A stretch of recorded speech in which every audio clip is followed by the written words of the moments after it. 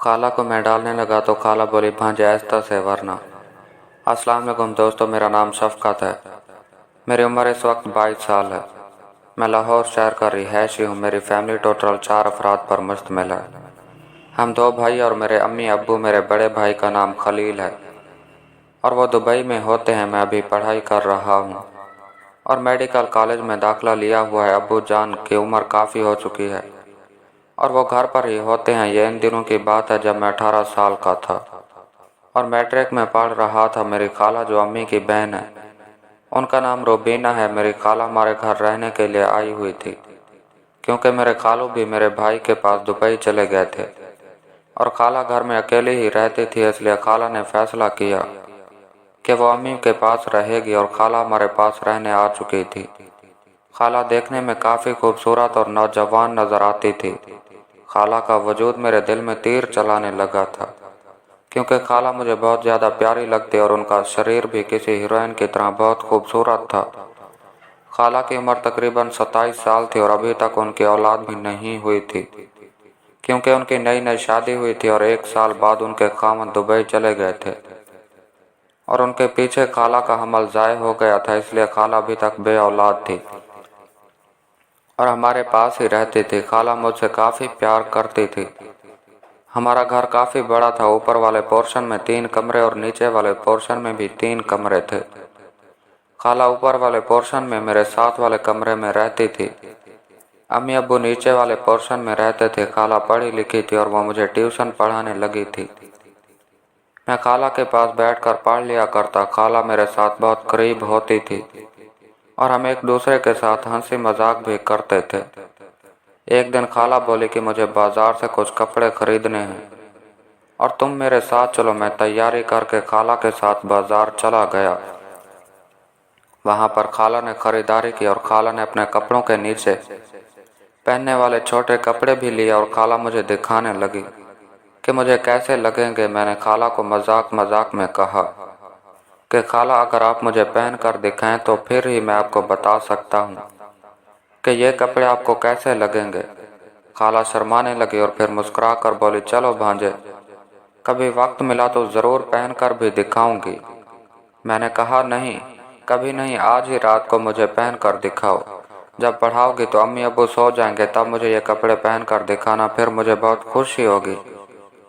खाला मेरी बात मान गई थी क्योंकि खाला की ख्वाहिशात भी अब जाग चुकी थी क्योंकि उनके खावंद को दुबई गए हुए 2 साल हो गए थे। खाला ने मुझे वो सारे कपड़े मेरे सामने ही पहन कर दिखाने की हामी भर ली थी।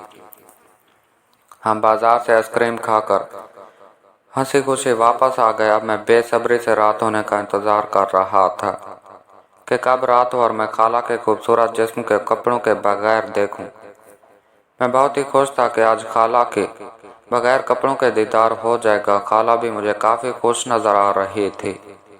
हम घर वापस आए तो खाला ने 2 कप चाय बनाई और हमने मिलकर चाय पी और चाय पीकर ऊपर वाले पोर्शन में चले गए। अम्मी अब्बू नीचे थे इसलिए हम कुछ नहीं कर सकते थे। जब रात हुई तो खाला मुझे पढ़ाने लगी। मैं इंतज़ार में था कि कब अम्मी अब्बू सो जाएं और खाला मुझे वो कपड़े पहन कर दिखाए। रात को तकरीबन 10 बजे खाला ने मुझे भेजा कि जाओ नीचे जाकर देखो तुम्हारे अम्मी अब्बू सो गए हैं या नहीं। मैं नीचे गया तो अम्मी अब्बू सो चुके थे। मैं ऊपर आया और आते ही खाला को बाहों में भर लिया और कहा कि खाला, अम्मी अब्बू सो गए। तो खाला मुझे कहने लगी, ठीक है, अब मैं तुम्हें वो कपड़े पहन कर दिखाती हूँ और तुम बताना मुझे वो कपड़े कैसे लग रहे हैं। खाला ने मेरे सामने ही अपने कपड़े उतारने शुरू कर दिए। मैं ये देखकर बहुत खुश हो रहा था क्योंकि मैंने पहली बार किसी लड़की को अपने सामने कपड़ों से आज़ाद देखा था। मेरी सारी उम्र की थकावट उतर चुकी थी और अब मैं इस इंतज़ार में था कि कब खाला मेरे करीब आए और मैं अपनी और खाला दोनों की ख्वाहिश को पूरा करूं। खाला ने जब अपने सारे कपड़े उतारे और वो छोटे कपड़े पहनने लगी तो मैंने खाला को बाहों में भर लिया और फिर उनके करीब हो जाने लगा। खाला मुस्कुराने लगी और मुझे रोकने लगी थी, मगर मैं अब कहाँ रुकने वाला था। मैंने आहिस्ता आहिस्ता खाला को प्यार करके उन्हें बेबस कर दिया और वो भी मुझे अपनी मर्जी करने दे रही थी। खाला ने कहा कि एक शर्त पर मैं तुम्हें ख्वाहिश पूरी करूंगी।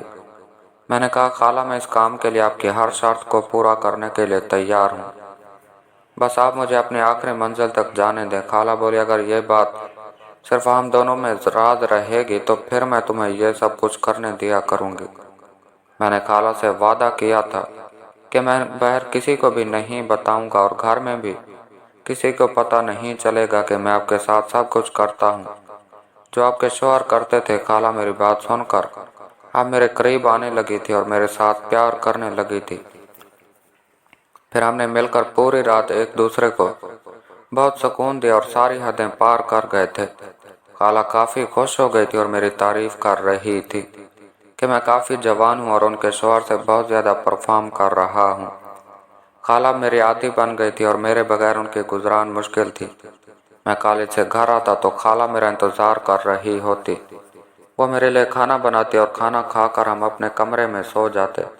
और जब रात होती तो खाला मुझे पढ़ाने लगती और पढ़ाई के बाद हम खूब मैच खेलते और फिर मैच खेलने के बाद मैं अपने कमरे में जाकर सो जाता। इसलिए मेरी और खाला की मौजें लगी हुई थीं और मैं बहुत खुश रहता था। खाला मुझे काफ़ी सारे पैसे भी दिया करती थी ताकि मैं कोई अच्छी सी खुराक खाऊं और कमज़ोर ना हो जाऊं। अगर मैं कमज़ोर हो गया तो मेरे माँ बाप को पता चल जाएगा कि मैं किसी गलत काम में पड़ चुका हूँ।